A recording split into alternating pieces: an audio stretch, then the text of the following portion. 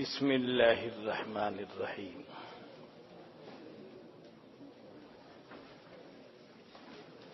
حضرت مصنف رحمت اللہ علیہ نے جو حدیث بیان فرما دی ہیں حیض سے متعلق، استحاضے سے متعلق پہلے وہ بطریق طبعیت تھی۔ اب جو ان کی مباحث چل رہی ہیں کتاب المیاں سے، وہ بطریق اصالت ہیں۔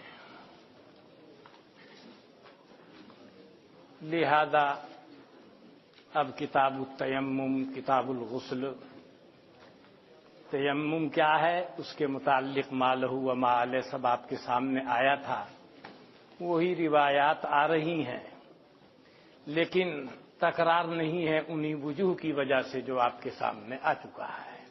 کیوں؟ وہاں بطریق طبعیت تھا اور یہاں بطریق اصالت ہے۔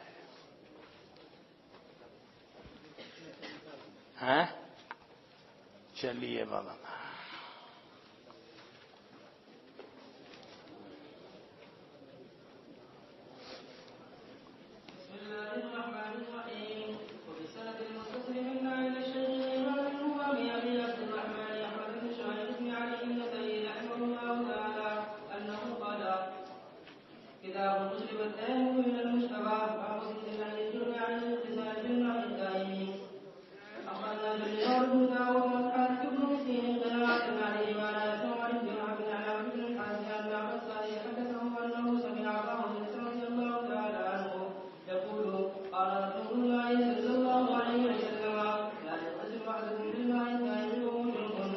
حدیث گزری ہے نا پہلے، چلیے۔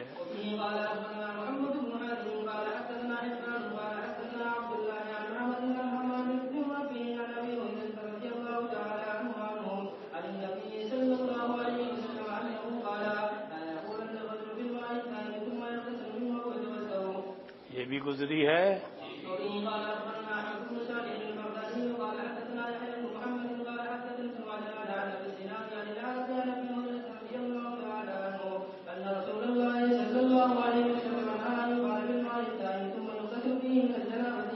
گزری ہے یہ بھی۔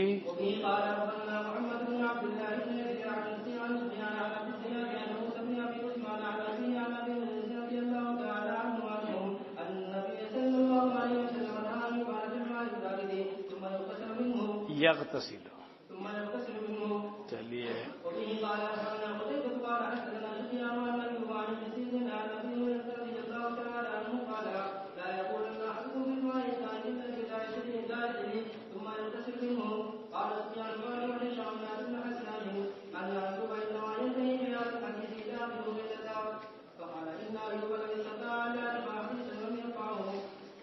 یہاں اس سند کے ساتھ حدیث آپ کے سامنے نہیں گزری۔ ایک تو یہ ابو ہریرہ کی سند ہے، ابو ہریرہ کی سند کے اعتبار سے حدیث متصل ہے، اور ایوب کی سند کے اعتبار سے حدیث متصل نہیں ہے۔ سفیان کہتے ہیں کہ محدثین نے ہشام ابن حسان سے کہا کہ ایوب اس حدیث کو ابو ہریرہ پر موقوف قرار دیتا ہے، مرفوعا نہیں کہہ رہا ہے۔ فقالا، انہوں نے کہا کہ ایوب اگر وہ چاہتے، وہ طاقت رکھتے ہیں کہ مرفوعا بیان نہ کریں کسی چیز کو، تو وہ مرفوعا اس کو بیان نہ کریں۔ کیا مطلب؟ کہنے کا مطلب یہ ہے ایوب کی طبیعت میں حد درجے کی احتیاط ہے، اگر ذرا سا بھی تردد ان کو ہو جاوے تو وہ اس کو مرفوع بیان نہیں کریں گے، موقوف کر دیں گے۔ یہاں پر بھی انہوں نے اس حدیث کو موقوف کر دیا ہے، لیکن دیگر بہت سارے طرق سے اس حدیث کا مرفوع ہونا ثابت ہے۔ لہذا ایوب اگر تنہا اس کو موقوف کہتے ہیں تو ان کے اکیلے کے موقوف کہنے سے حدیث موقوف نہیں ہوگی۔ بات سمجھ میں آ گئی اس کی؟ چلیے۔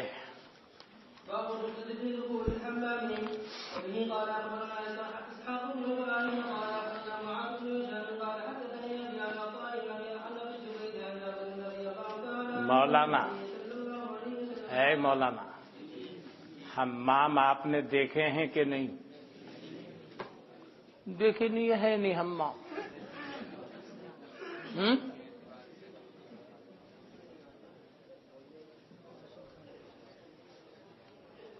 حمام اصل میں وہ اس طریقے پر تھے کہ پانی کا انتظام ہے، وہ بھی نہا رہا ہے، وہ بھی نہا رہی ہے، وہ بھی نہا رہا ہے، وہ بھی نہا رہی ہے. تو کوئی حیا والا آدمی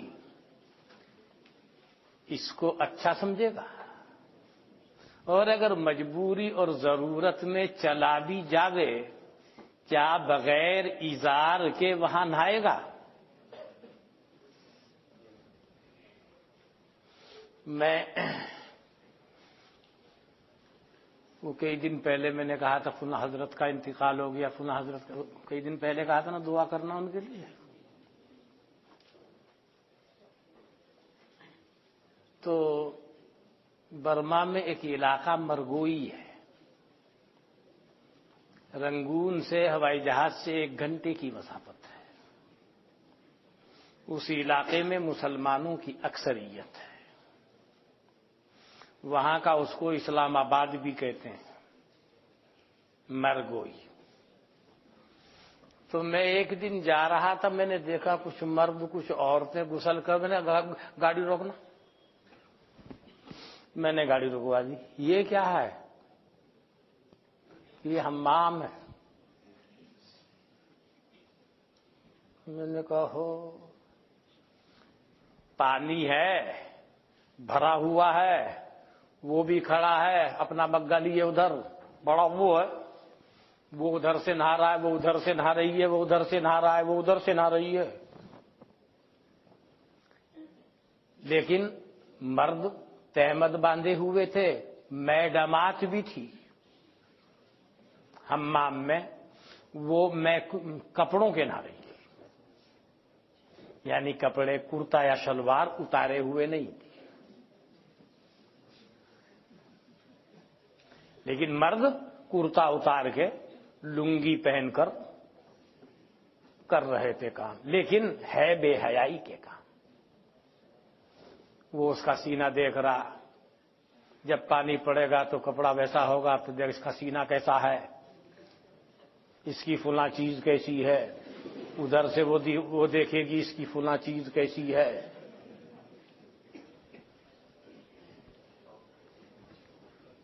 تو اس لیے یہ جو اس طرح کے بیہودہ حمام ہیں، اس سے حضرت منع فرما رہے ہیں. آپ کے یہاں جس کو حمام کہتے ہیں، یا آپ جائیں گے حج کرنے کے لیے تو آپ حرم مکہ کے چاروں طرف، مسجد نبوی کے چاروں طرف انتظامات دیکھیں گے. حمامات للنساء انگلش میں بھی ہے، اردو میں بھی ہے، عربی میں بھی ہے. کہیں ایسے لکھتے ہیں دورۃ المیاہ للرجال، کہیں لکھتے ہیں دورۃ المیاہ للنساء. وہ اس طریقے کے ہیں کہ اس میں اپنی ضرورت بھی پوری کر لو اور غسل کرنا ہو تو نہا بھی لو. اور بہت سارے، تو اتنے سارے بنے ہوئے ہیں، بہت سارے. نیچے کی منزل میں چلا جا، نیچے کی منزل میں نہیں تو اوپر کی منزل میں چلا جا، اس کی تو تیسری منزل میں چلا جا. اور بے شمار بھیڑ اتنی ہوتی ہے، انتظامات بھی ویسے ہی. وہاں پہ بھی آپ دیکھیں گے حمامات لکھا، حمامات تو تیر کا نشان لگا دیں گے، نیچے جاؤ. یعنی سب تہخانے میں وہ نیچے والی منزل، پھر دوسرے والی منزل، پھر تیسرے والی منزل. آپ میں سے جو بعض لوگ گئے ہوں گے انہوں نے دیکھا ہوگا. وہ حمامات مراد نہیں ہے.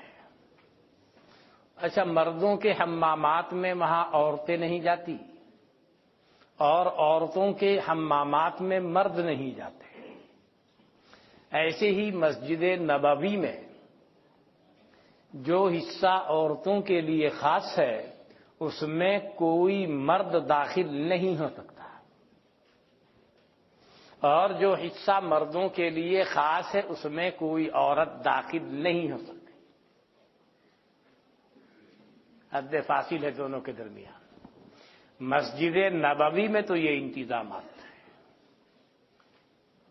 جگہ تو حرم مکہ کے اندر بھی مردوں اور عورتوں کے لیے الگ الگ کر رکھی ہے، لیکن چونکہ ہمہ وقت وہاں طواف کا معاملہ رہتا ہے اس لیے وہ نماز کھڑی ہوئی، جہاں جس کا موقع لگا، جہاں جس کو جگہ ملی وہیں کھڑا ہو گیا، وہیں کھڑی ہو گئی. ادھر وہ کھڑا ہے اس کے برابر میں کھڑی ہے، پھر کھڑا ہے، پھر کھڑی ہے، یہ سب ہوتا ہے.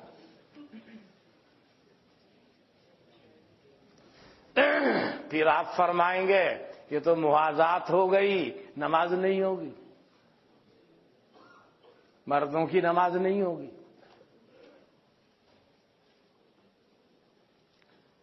احسن الفتاوی والے نے لکھا ہے کہ حرم کے ائمہ عورتوں کی امامت کی نیت نہیں کرتے. اس میں یہ بھی شرط ہے کہ امام نے ان کے امام بننے کی نیت کی ہو، لہذا نماز فاسد نہیں ہوگی. یہ احسن الفتاوی میں لکھا ہے. مسئلہ سمجھ میں آ گیا. لہذا کوئی برابر میں کھڑی ہو جائے تو پریشان ہونے کی ضرورت نہیں. اچھا ایک بات یہ ہے، ہمارے پہلے تو لوگ تالابوں میں نہاتے تھے، ایک زمانہ تھا. بنگال میں، بنگلہ دیش میں اب بھی بعض جگہوں پر دیہاتوں میں تالابوں میں نہاتے ہیں، لیکن غسل خانے بھی بن گئے. اب ایک مسئلہ یہ ہے کہ غسل خانے میں جا کر لنگی باندھ کر نہائے یا لنگی کھول کر نہائے.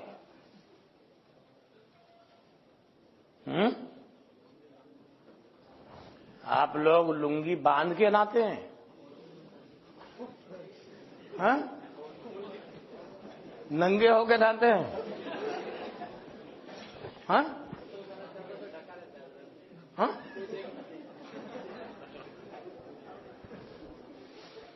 مولانا بنگال میں، ہمارے انڈین بنگال میں اور بنگلہ دیش میں اگر کسی نے آپ کو دیکھ لیا کہ غسل خانے میں ملا جی ننگا نہا رہا ہے، آپ کے پیچھے نماز نہیں پڑھیں گے. کوئی بنگالی پاس میں بیٹھا ہو اس سے پوچھ لو. ہاں؟ نہیں، وہ نہاتے بھی نہیں. ہم لوگ جب جاتے ہیں تو کہتے ہیں اچھا بھائی غسل کرنے جا، تو وہ وہاں ایک لنگی رکھ دیتے ہیں. وہ لنگی اسی لیے رکھتے ہیں کہ اپنی لنگی باندھ کے وہ غسل کرے گا، پھر یہ دوسری لنگی باندھے گا. اب میں کہتا ہوں بھائی کیا یہ لنگی کیوں رکھ دی ہے؟ تو اس کی شرح کرتا ہے جو میں بتاتا ہوں. اب میں کہتا ہوں بھائی میں پکا دیوبندی ہوں، غسل بھی دیوبندی ہوتا ہے میرا. میں بنگالی غسل نہیں کرتا، دیوبندی غسل کروں گا.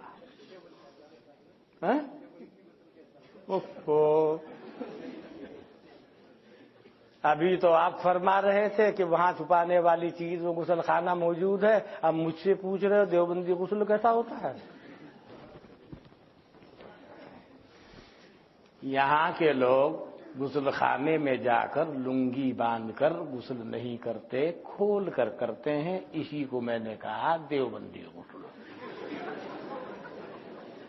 بہرحال جب وہاں جاؤ تو ذرا احتیاط رکھنا. ایک مسئلہ اور، یہاں بڑے بڑے اکابر حقہ پیتے ہیں. پہلے تو بہت ہی پیتے تھے. حضرت حافظ ضامن شہید رحمت اللہ علیہ حقہ پیتے تھے، مگر جس نے ان کے حقے میں کش لگا لیا سارے مراتب ولایت طے ہو گئے. 2-4 کشی.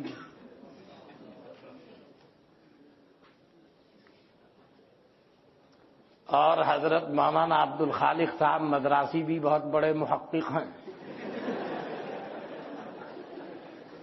ابھی کچھ دنوں کے بعد دیکھیں گے آپ کو عشق مجازی سے ہوتے ہوئے عشق حقیقی تک وصول کا ذریعہ بنیں گے آپ کے لیے. ہاں میں بھی چھوٹا سا محقق ہوں، میں صرف مغرب بعد پیتا ہوں، لیکن بات سن لے، میں بتانا کیا چاہ رہا ہوں۔ یہاں علاقے میں کوئی حقہ پیے تو کوئی عیب نہیں، نہ پیے تو کوئی عیب نہیں، یہ یہاں کا رواج ہے۔ آپ کے میوات میں بھی ایسے ہی ہے، کوئی حقہ پیے تو اسے عیبدار سمجھیں گے؟ البتہ میرے بچپنے میں حقہ نہ پینے والے کو عیبدار سمجھتے تھے کہ کنجوس ہے، کہیں کسی کو پلانا نہ پڑ جائے۔ میں نے زندگی میں کئی دفعہ حقہ چھوڑا، امروہہ میں چھوڑا، واپس آیا تو ابا کہنے لگے پی حقہ، میں نے کہا ابا میں نے حقہ چھوڑ دیا۔ کہ اچھا ابھی سے کنجوس ہو رہا، پی، پھر شروع کر دیا۔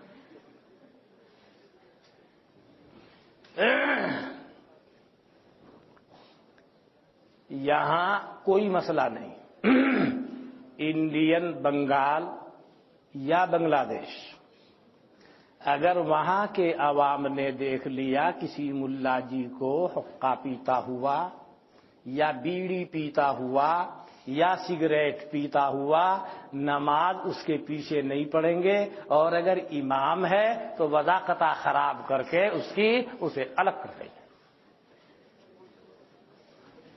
بھائی کوئی بات غلط تو نہیں بول رہا ہوں؟ بنگال کے لوگ غور کریں میری بات پر، لہذا وہاں جا کر مت پینا بھائی۔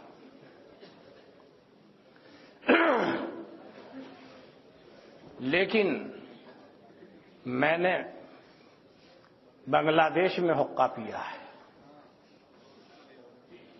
2-3 سال پہلے میں پہنچا ایک شاگرد کے یہاں، کھانا کھا کے جو گیا آرام کرنے کے لیے تو وہاں حقہ بھرا ہوا رکھا ہے۔ بھئی یہ کیا ہے؟ کہ جی آپ کے لیے حقہ، یہ کیوں اتنا تکلف کیوں تم نے کیا ہے؟ کہاں سے لایا حقے کو؟ کہ ڈھاکے میں تلاش کرنے کے بعد دکان سے ملا۔ تمباکو میں پی رہا ہوں، ہر آدمی اپنا ایک خاص تمباکو پیتا ہے، وہ ملے تو ٹھیک، نہیں تو وہ اس کے لیے لاحقیر ہے۔ میں ایسا تمباکو پیتا ہوں جو بہت کڑوا ہوتا ہے۔ بعض دفعہ بنگالی طالب علم مجھ سے کہتا میرے پاس حضرت ایک کش مجھے بھی دے دو، میں نہیں دیتا،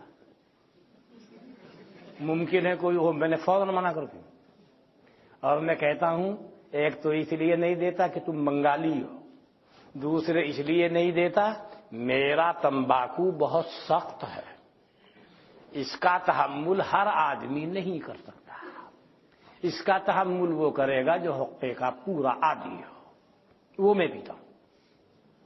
ورنہ تو تمباکو تو ایسے بھی آتے ہیں خوشبو والے، وہ والے 500 روپے کلو، 1000 روپے کلو، 5000 روپے کلو، اور میرا تو بالکل گھٹیا ہے، اس کا نام ہے زہر، وہ آتا ہے 20 روپے کلو،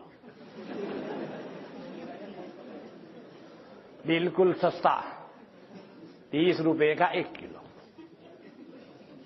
اور مظفر نگر سے منگاتا ہوں۔ یہاں بھی ملتا ہوگا وہ، لیکن قصور لانے والوں کا ہے، صحیح سے لا کر نہیں دیا، ملتا تو یہاں پر بھی ہوگا، ایسی بات نہیں ہے۔ تو میں مظفر نگر سے منگاتا ہوں، اور جب تک میرے والد صاحب زندہ تھے تو میں اپنے ہاتھ سے بنایا کرتا تھا، ابا کے لیے بہت بہترین بنایا کرتا تھا ہاتھ سے تمباکو۔ اس کے بنانے کا طریقہ یہ ہے، ایک آلہ ہوتا ہے، اس کو یہاں گناسا کہتے ہیں، پہلے اس کو کاٹتے تھے، پھر ایک وہ کھلی ہوتی ہے، پھر ایک وہ ہوتا ہے مسل ہوتا ہے، اس کی ایک سائیڈ میں وہ ہوتی ہے، وہ لوہے کی مونج ہوتی ہے، اس سے اس کو پیٹتے ہیں، پھر اس میں شیرہ ملاتے ہیں، شیرہ گنے کے، پھر اس کو پوری پٹائی کرتے ہیں اس کی، جتنی پٹائی اس کی ہو جائے اتنا ہی وہ عمدہ ہوتا ہے، اور جتنی پٹائی کم ہو اتنا ہی وہ خراب ہوتا ہے۔ بہرحال یہ سب باتیں حمام کے تعلق سے آپ کے سامنے آ گئی، اور یہ حدیث آپ کے سامنے پہلے آئی بھی نہیں تھی۔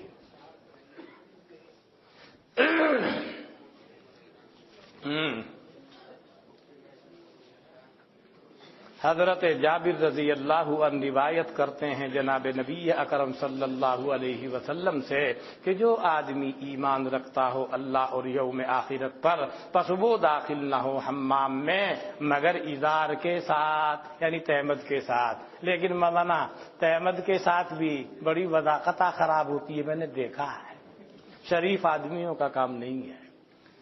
مولانا جمیل احمد صاحب کی طبیعت ناساز ہے، اللہ تعالیٰ شفا عطا فرمائے۔ میرے والد صاحب کی طبیعت ناساز ہے، دعا کہ اللہ شفا عطا فرمائے۔ ہمارے دور حدیث کے ایک ساتھی کے ماموں کا انتقال ہو گیا، اللہ تعالیٰ ان کی مغفرت فرمائے۔ حضرت کیا یہ صحیح ہے کہ جب تک بچہ بالغ نہ ہو تو اس کے گناہ اعمال نامے میں درج نہیں کیا جائے گا اور جو نیک کام ہیں وہ اس کے والدین کے اعمال نامے میں لکھے جائیں گے؟ مولانا آپ لوگ محدث ہو کر کسی ٹٹپونج یا وائز کی تقریر سن کے ایسی بات کر رہے ہیں، ابا کے لیے والدین کے لیے حسن تربیت کا اجر ان کے اعمال نامے میں جائے گا، نفس اعمال کا اجر بچے کے اعمال میں جائے گا۔ بات سمجھ میں آ گئی ہوگی؟ پتہ نہیں کیا کیا کہتے ہیں لوگ۔ حضرت حقہ پینے میں کیا فائدہ ہے؟ مولانا فوائد تو سنیے مت، میں تو یوں کہا کرتا ہوں بھائی زہر ہے، ہمیں بچپن سے زہر کھانے کی عادت پڑی ہے، ہم کو معذور شمار کیا جائے۔ ویسے حضرت گنگوہی رحمت اللہ علیہ نے فتاوی رشیدیہ میں لکھا ہے کہ حقہ پینا مباح ہے مگر اس کی بدبو کو زائل کیے بغیر مسجد میں جانا مکروہ ہے، اور اسی اجمال کی تفصیل حضرت مولانا اشرف علی صاحب تھانوی نور اللہ مرقدہ نے امداد الفتاوی میں بہت تفصیل کے ساتھ بیان فرما دی ہے۔ بعض لوگوں کو یہ خلجان ہوا کہ اس کے اندر سکر ہے، تو اس کا جواب دیا حضرت تھانوی رحمت اللہ علیہ نے، السکر ہوا شیء آخر والحدۃ ہوا شیء آخر۔ تمباکو میں سکر نہیں ہے، وہ اس کی طبیعت میں تیزی ہے، تیزی اور چیز ہے، حرام سکر ہے نہ کہ حدت۔ آپ اس کو دیکھ لیجئے۔ حقے کے فوائد تاکہ معلوم ہو جائے کہ اس کے پینے میں کیا فوائد مضمر ہیں، مولانا میری آرزو اور گزارش آپ سے یہ ہے کہ ہم پیتے ہیں لیکن آپ مت پینا۔ اس کی وجہ یہ ہے میری پیدائش اس زمانے کی ہے اور ایسی جگہ کی ہے کہ جب بچہ آنکھ کھولتا تھا اس کا ہاتھ سب سے پہلے حقے پر جاتا تھا۔ واقعہ بتانا، اس لیے ہمیں تو معذور سمجھیں، لیکن آپ سب لوگوں کے لیے میں بچپن سے حقہ پیتا ہوں، ابھی بھی میں حقے کا عادی نہیں ہوں۔ آپ مجھے ایک مہینے کے لیے کہیں سفر میں بھیج دیجئے، حقے کا کبھی خیال بھی مجھ کو نہیں آتا، میں عادی نہیں ہوں۔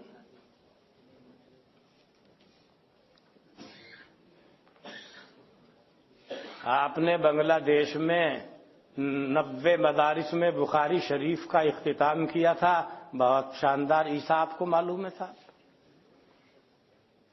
بِأَيِّ دَلِيلٍ خَصُّوا الدُّعَاءَ بِالصَّلَاةِ وَالتَّسْلِيمِ لِلْأَنبِيَاءِ عَلَيْهِمُ الصَّلَاةُ وَالسَّلَامُ۔ ہم سے پوچھ رہے ہو دلیل، اللہ کے بندو قرآن دیکھو، ان اللہ وملائکتہ یصلون علی النبی یا ایھا الذین آمنوا صلوا علیہ وسلموا تسلیما۔ چلیے بس کل دیکھیں گے۔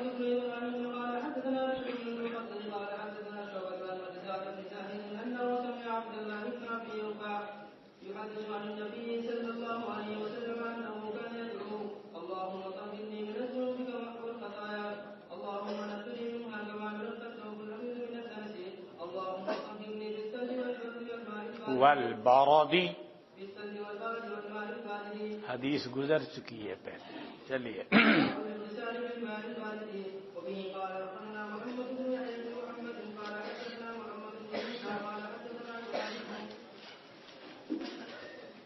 إبراهيم بن يزيد عن القتال أن زاد الأسلمي عن أبي أوفى رضي الله تعالى عن ابن أبي أوفى عن ابن أبي أوفى رضي الله تعالى عنه أنه قال قال النبي صلى الله عليه وسلم أنه يقول اللهم طهرني بالثلج والبرد والبرد والماء البارد اللهم طهرني من الذنوب ما يكره نفسه كل من الدنس باب الاغتسال قبل النوم وبه قال اخبرنا شعيب بن يوسف قال حدثنا عبد الرحمن بن مهدي عن معاويه بن سالم عن عبد الله بن ابي قيس قال سالت عائشه رضي الله تعالى عنها كيف كان نوم رسول الله صلى الله عليه وسلم في الجنابه ايغتسل قبل ان ينام او ينام قبل ان يغتسل قالت كل ذلك قد كان يفعل ربما اغتسل فنام وربما توضا فنام.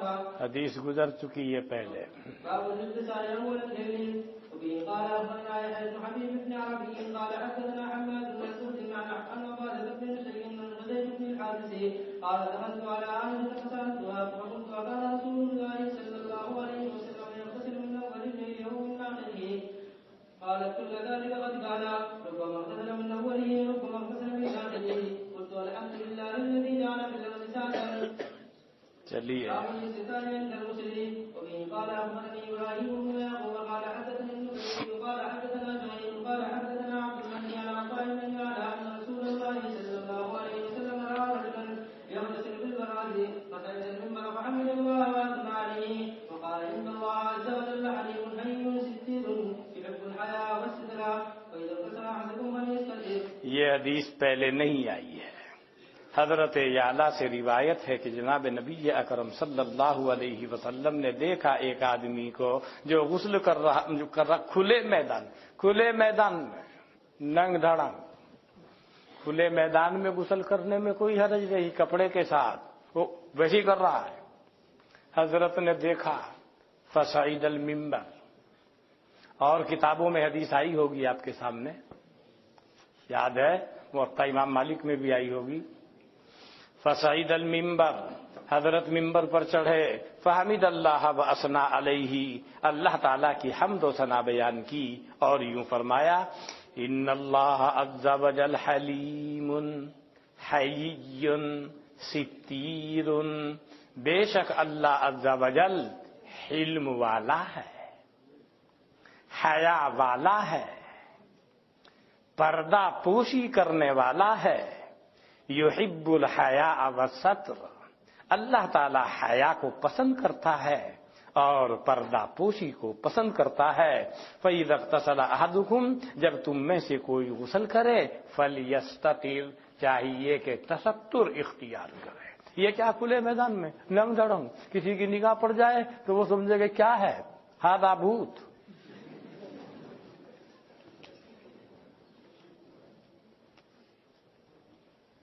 چلیے. وبه قال اخبرنا ابو بكر بن اسحاق قال اخبرنا مسعود بن عامر قال حدثنا ابو بكر بن عياش عن عبد الملك بن ابي سليمان عن عطاء بن زكوان بن يعلى عن ابي رضي الله تعالى عنه انه قال قال رسول الله صلى الله عليه وسلم ان الله عز وجل ستر فاذا اراد احدكم ان يغتسل فليتبرع بشيء. اللہ عز وجل پردہ پوشی کرنے والا ہے، جب ارادہ کرے تم میں سے کوئی غسل کرنے کا، فَلْيَتَبَارَ بِشَيْءٍ، چاہیے کہ وہ پردہ کر لے، تستر کر لے کسی چیز کے ساتھ. کیا یا تو چارپائی کھڑی کر لے، یا کسی کو کپڑا لے کے کھڑا کر دے جیسے بعض دفعہ حضرت نے کیا ہے، یا غسل خانہ ہو تو کیا کہنے، پھر کوئی حرج کی بات نہیں، پھر لنگی ونگی کھول کے اطمینان سے غسل کیجیے آپ. چلیے.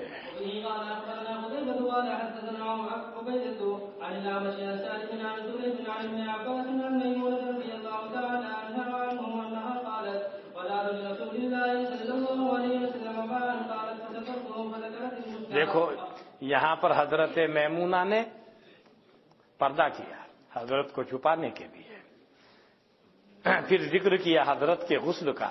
کہتی ہیں پھر میں لے کر آئی حضرت کے پاس ایک تولیہ رومال، فلم یریدہا، حضرت نے اس کا ارادہ نہیں فرمایا، یعنی اس کو قبول نہیں فرمایا. چلیے ماقبل میں گزری ہے. قال اخبرنا احمد بن حفص بن عبد الله قال حدثني ابي قال حدثني ابراهيم عن موسى بن عقبه عن صفوان بن سليم عن عطاء بن يسار عن ابي هريره رضي الله تعالى عنه انه قال قال رسول الله صلى الله عليه وسلم بينما ايوب عليه السلام يغتسل وليان انقطع عليه جناب من ذهب فنال يحكي في ثوبه قال فناداه ربه عز وجل يا ايوب الم اكن اغنيتك قال بلى ولكن لا غنى في عن یہ حدیث بھی پہلے نہیں آئی. حضرت ایوب نہ رہے تھے، کہہ رہے ننگے نہ رہے تھے، لیکن حضرت ایوب تو پیغمبر ہیں، حد جواز کا تستر انہوں نے اختیار فرما رکھا تھا، یہ انبیاء کی شان کو زیب ہی نہیں دیتا، لیکن جتنا کرنا چاہیے تھا وہ نہیں تھا، اللہ نے تنبیہ کرنی چاہیے۔ اوپر سے ایک جانور ہوتا ہے ٹڈی، جراد، سنا ہے نا؟ سونے کی ٹڈیاں آنی شروع ہوئی، سونے کی۔ حضرت ایوب نے پھٹافٹ بھرنی شروع کر دی، بھائی سونا آ رہا ہے، سونے کی ٹڈی ہیں، سیٹ ہو جاؤں گا، یعنی سونے کی ٹڈی کے برابر اگر ہوگا جیسے اس کے اندر 3-4 تولے بھی ہوا، 3-4 تولے بھی ہوا تو 1 لاکھ سے زیادہ کا ہو گیا، اور جتنی ٹڈی ہوں گی اسی حساب سے ہوگا۔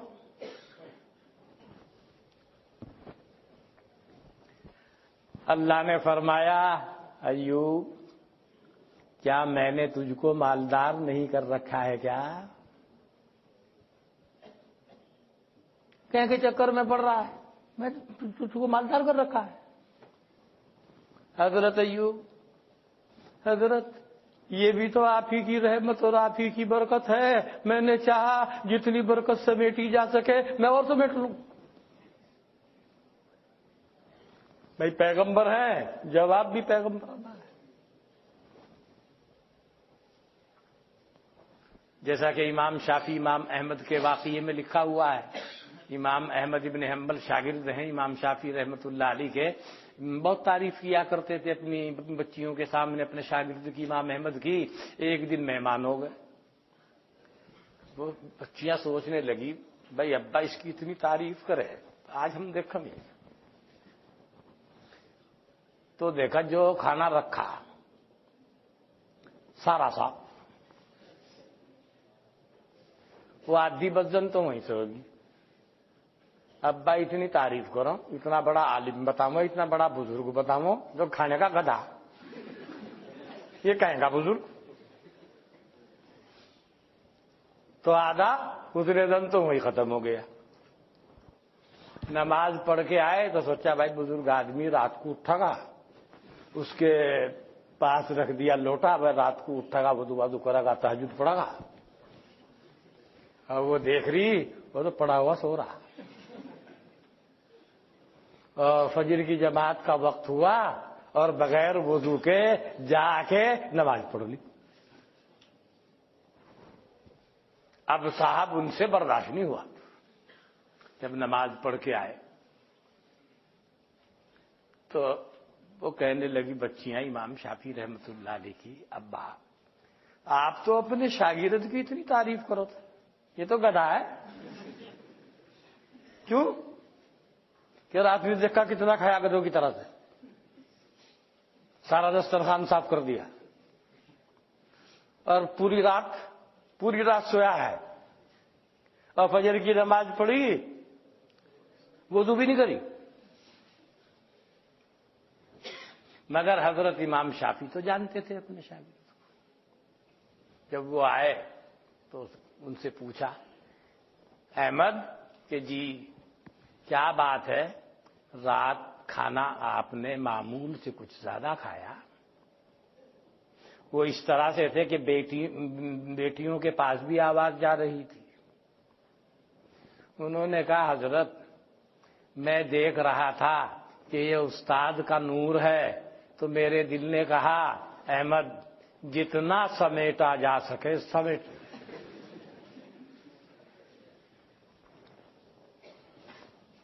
اور پھر کیا ہوا؟ نہ تہجد نہ پھولا نہ وضو نہ کچھ، کہ حضرت عشاء کے بعد آ کے جو میں لیٹا تو میرے ذہن میں فلاں آیت آئی اور میں پوری رات اسی میں الجھا رہا، اجتہاد میں اتنے مسائل میں نے اس سے مستنبط کیے، نہ میں ایک سیکنڈ کو میں سویا اور یہ بھی میں جانتا تھا کہ یہ اجتہاد و استنباط کے اندر ذہن لگا ہوا ہے، وہ تہجد سے افضل ہے، نہ کوئی چیز ناقض وضو پیش آئی، لہذا میں اسی حال میں اٹھ کر جا کر کے فجر کی نماز پڑھ لی۔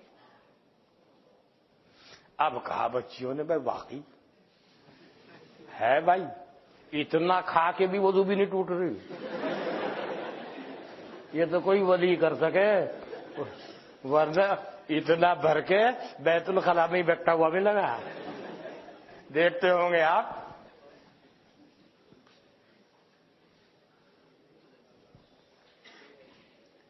جب یہ آتا ہوگا مراد آباد سے اس دن دیکھا کرو بیت الخلا کا طواف کرتا ہوا ہوگا۔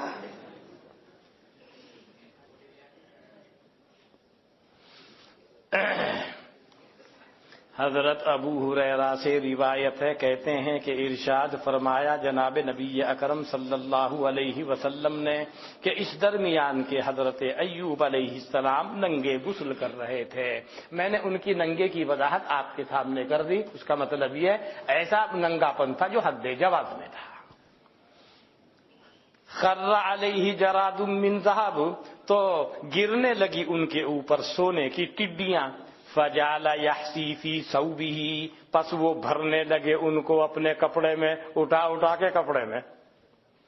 قال، راوی کہتے ہیں فناداہ ربہ عز وجل، ان کو پکارا ان کے رب عز وجل نے، یا ایوب الم اکن اغنیتک، کیا میں نے تجھ کو مستغنی اور مالدار نہیں بنا رکھا ہے؟ قال، حضرت ایوب نے فرمایا کیوں نہیں، بلا یا رب تو نے مجھے مستغنی کر رکھا ہے، ولکن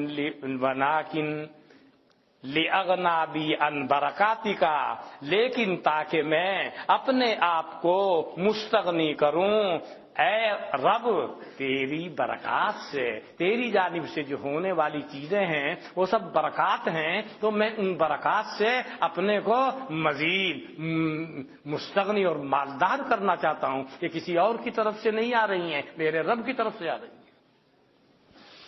چلیے باب الدلالة على أن لا توقيت في الماء الدائم يغتسل فيه.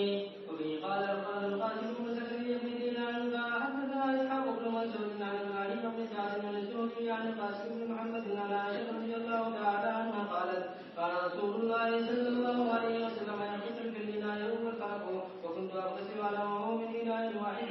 حدیث گزری ہے نا پہلے، بہت آہستہ بول رہے، چلیے۔ أو اغتسال الرجل والمرأة من نسائه من إناء واحد.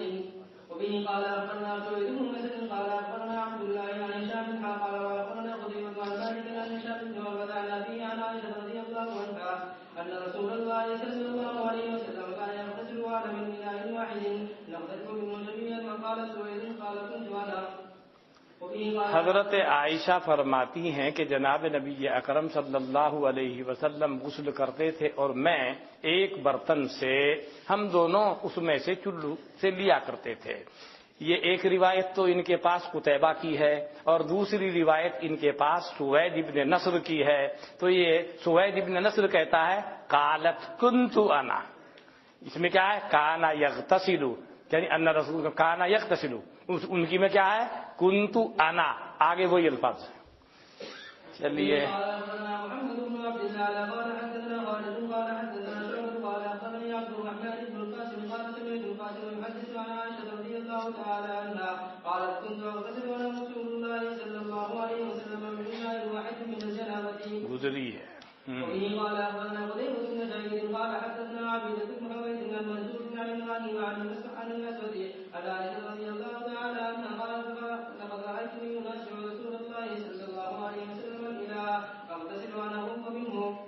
گزری ہے۔ چلیے گزری ہے۔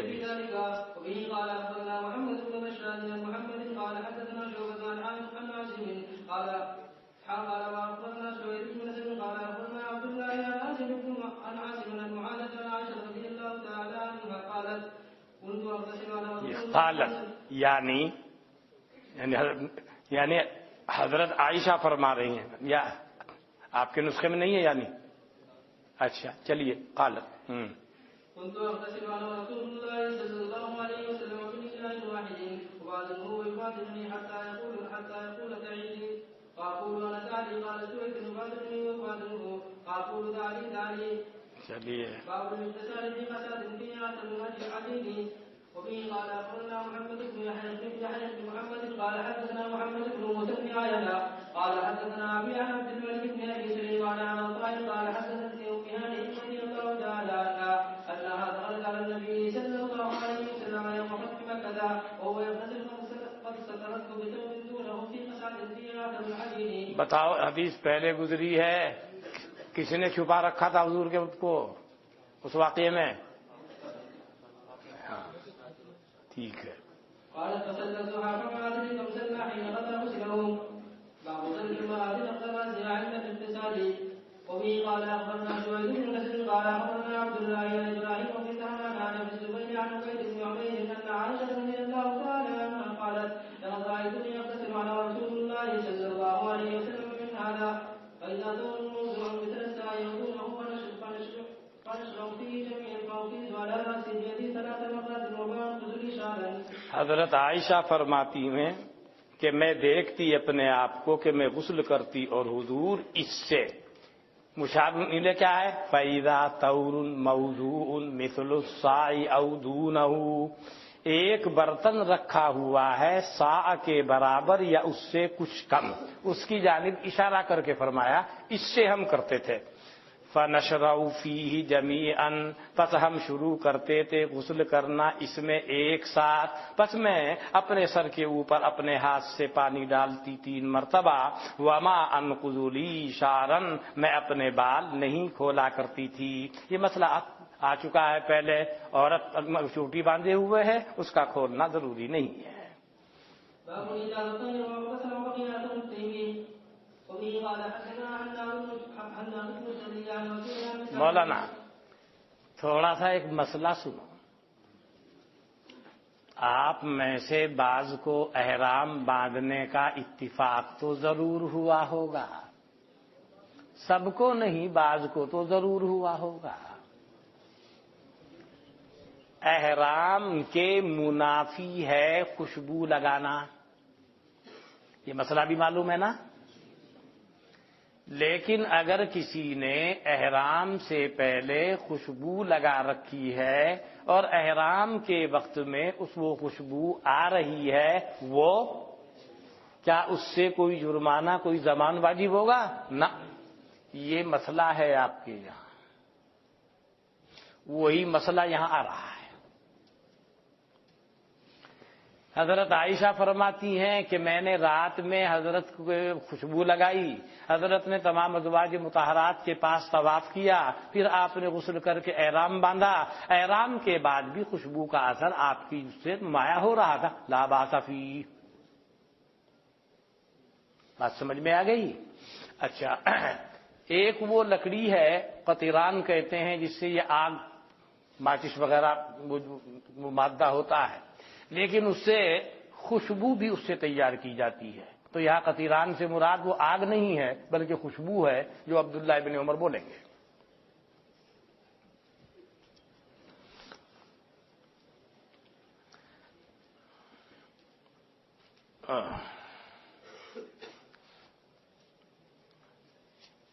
محمد ابن منتشر اپنے باپ سے روایت کرتے ہیں، وہ کہتے ہیں کہ میں نے سنا حضرت عبداللہ ابن عمر سے فرماتے ہیں لَأَنْ أَصْبَحَ، البتہ یہ بات کہ میں صبح کروں مطليًا بقطران، دراں حالے کہ میں خوشبو لگایا ہوا ہوں قطران کے ساتھ.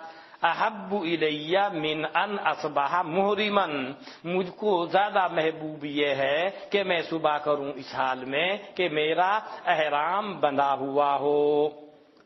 ان اصبح محرما انضح طیبا، میرا احرام بندھا ہوا ہو اور میں مہکاتا رہوں کہیں کو، خوشبو اس سے مہک رہی ہو. یہ تو حضرت عبداللہ ابن عمر کا قول ہے.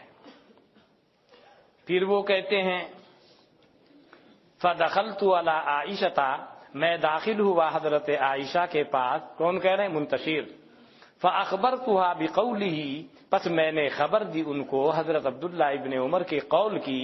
فقالت، انہوں نے کہا، طیبت رسول اللہ صلی اللہ علیہ وسلم فطاف علی نسائه ثم اصبح محرما، میں نے خوشبو لگائی جناب نبی اکرم صلی اللہ علیہ وسلم کو، پھر آپ نے چکر لگایا اپنی تمام ازواج کے پاس، پھر آپ نے صبح کی اس حال میں کہ وہ محرم تھے. لیکن اب خوشبو نہیں لگا، خوشبو پہلی لگی ہوئی ہے، اب لگانا تو کسی حال میں اس کی گنجائش نہیں، پہلے سے لگی ہوئی ہے، اس کی خوشبو اگر آ رہی ہے لا بس. چلیے. باب إزالة الجنوب الأذى عنه قبل إفادة الماء عليه. وبه قال أخبرنا محمد بن علي قال حدثنا محمد بن يوسف قال حدثنا سفيان عن الأعمش عن سالم عن كريم عن ابن عباس عن ميمونة رضي الله تعالى عنها قالت توضأ رسول الله صلى الله عليه وسلم وضوءه للصلاة غير رجليه وغسل فرجه وأصابه ثم أفاض عليه الماء ثم نحى رجليه فغسله وقالت هذه غسلة من الجنابة. غسلہ حدیث گزر چکی ہے پہلے. گھبرا تو نہیں رہے بھائی؟ ہاں ابھی تو 1 گھنٹہ بھی نہیں ہوا. نہیں مولانا وہ معراج نہیں کرنی، وہ شروع میں معراج کا واقعہ ہے سب بہت تفصیل سے. نہیں میرا کیا، میں تو ان لوگوں میں سے ہوں، میں تو ان لوگوں میں سے ہوں جو یوں کہہ دیتا ہے فَأَشَارَ مَنْ إِشَارَتُهُ حُكْمٌ وَطَاعَتُهُ غُنْمٌ. میں تو ان لوگوں میں سے ہوں، حکم تو آپ لوگوں کا ہے. نہیں میں چاہ رہا تھا مگر معراج کے اندر بھی واعظین بہت ہی خرافات بکواس کر دیتے ہیں، میں نے کہا اس کو پیش کر دیتا میں، اور رہا وہ مسئلہ جو آپ سے وعدہ کر رکھا ہے پہلے اس پہ میں رہوں گا ویسے جیسے آپ چاہیں گے، مجھے کوئی اعتراض نہیں. ہاں میں چاہتا ہوں ذرا معراج پر وہ کیونکہ اس سے ہر وقت واسطہ پڑتا رہتا ہے نا، اور واعظین بعض باتیں ایسی بیان کر دیتے ہیں جو حد جواز سے باہر ہوتی ہے، کچھ باتیں حد جواز. یہ میں نے چاہا تھا تو چھوڑ دوں بھی.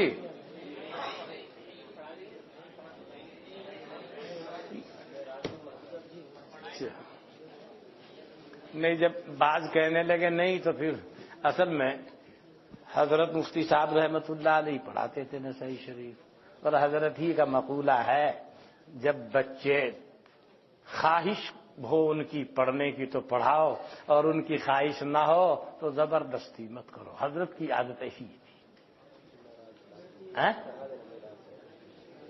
ہاں انشاءاللہ. آپ ساتھی گم ہو گیا